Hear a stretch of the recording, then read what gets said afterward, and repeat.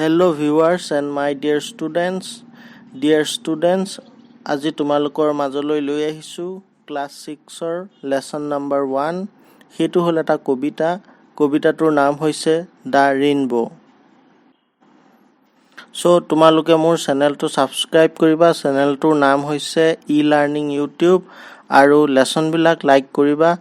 আহাচোন আমি এই ফাৰ্স্ট লেসনটো যেটো এটা কবিতাটো আলোচনা কৰো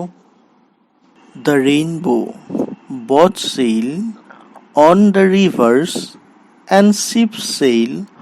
on the seas, but clouds that sail across the sky are prettier far than these. There are breezes on the rivers as pretty as you please, but the boat that breezes heaven and overtops the trees,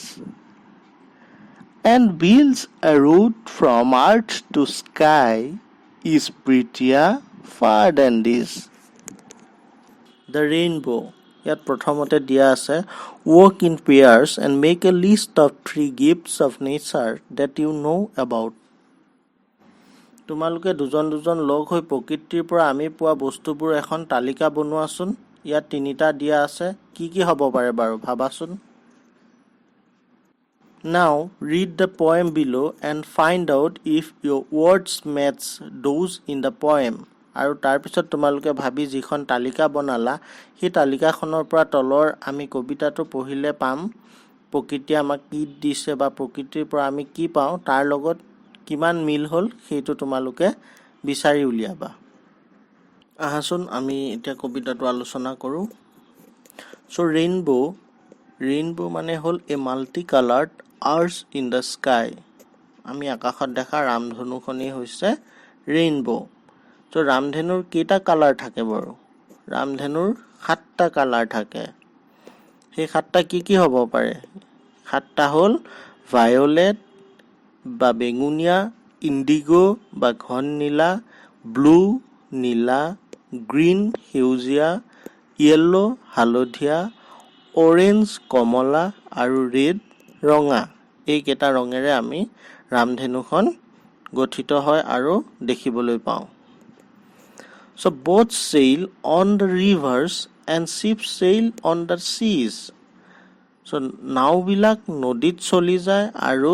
জাহাজ বিলাক সাগৰত চলি যায় But clouds that sail across the sky are prettier far than these কিন্তু ডাৱৰবোৰ আকাশেৰে যায় আৰু সেই ডাৱৰবোৰ দেখিবলৈ নাও বা জাহাজতকৈ বহুত বেছি আকৰ্ষণীয় এই কথাটোকে ইয়াত বুজাব বিচাৰিছে সো sail মানে move smoothly sailৰ বহুত অৰ্থ আছে তাৰে ভিতৰত আমি ইয়াৰ লগত মিলোৱাটো কৈছো মসৃণ যাত্ৰা বা কেতিয়াবা নাৱৰ পালো বুজায় আৰু prettier তাৰ মূল ফৰ্মটো হল pretty মানে fine looking বা আকৰ্ষণীয় প্ৰথম ষ্টেঞ্জাটো এটো আৰু দ্বিতীয় ষ্টেঞ্জাটো হল there are breezes on the rivers as pretty as you please নদীৰ ওপৰত দলংবোৰ থাকে আৰু সেইবোৰ তোমালোকে যেনেকুৱা ইচ্ছা তেনেকুৱাৰে সজাব পাৰা বা আকৰ্ষণীয় কৰি তুলিব পাৰা but the boat that breezes heaven কিন্তু সেই ৰামধেনুখন ইয়াত বো মানে ৰামধেনু বুজাইছে বো মানে ইনে ধনু বা anything bent as rainbow so সেই ৰামধেনুখন যিখনে ব্ৰিজ মানে হৈছে structure carrying a road দলং বা হাকু বা সংযোগ কৰা যিখনে সৰগৰ লগত সংযোগ স্থাপন কৰে and overtops the trees কোৰ পৰা কলৈ and overtops the trees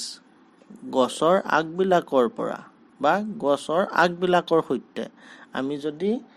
ৰামধনুখন দেখা পাওঁ তেতিয়া এটা মূৰ আকাশত থাকে আনটো মূৰ আহি মাটিত চুই থাকে মাটিত মানে কোনোবা গছৰ আগত বা কেতিয়াবা পাহাৰৰ কাষত দেখা পাওঁ গতিকে সেই ৰামধেনুখন যিখনে সৰগৰ আৰু গছৰ আগবিলাকৰ মাজত সংযোগ স্থাপন কৰে and builds a route from earth to sky is prettier far than this. যিখনে পৃথিৱী আৰু আকাশৰ মাজত এটা ৰাস্তা বনাই দিয়ে, ৰোড মানে ৰাস্তা বনাই সেইখন দেখিবলৈ বহুত বেছি আকৰ্ষণীয় হয়। তাৰমানে এই কবিতাটোত ক'ব বিচাৰিছে যে আমি নিজ হাতে বনোৱা বস্তুবিলাকতকৈ প্ৰকৃতি প্ৰদত্ত বস্তুবোৰ বহু বেছি আকৰ্ষণীয়, হয়নে? যিদৰে সাগৰখন আকৰ্ষণীয়, যিদৰে নদীখন আকৰ্ষণীয়, যিদৰে পাহাৰবোৰ আকৰ্ষণীয়, যিদৰে ৰামধনুখন অতি আকৰ্ষণীয়, সেই সকলোবোৰ বস্তু আমাৰ প্ৰকৃতি প্ৰদত্ত বস্তু। স্কাই মানে আকাশত ক্লাউড গৈ থকাটো আকৰ্ষণীয়। ইয়াত কবি হৈছে ক্ৰিষ্টিনিয়া জৰ্জিয়া ৰছেটি। এইগৰাকী কবিয়ে শিশুৰ সাহিত্য বহুত লিখিছে, শিশুৰ কাৰণে ঢেৰ কবিতা লিখি উলিয়াইছে। তাৰে ভিতৰত দ্য ৰেইনবো কবিতাটো এটা। এই কবিতাটোৰ মূল অৰ্থটো এনেকুৱা ধৰণৰ।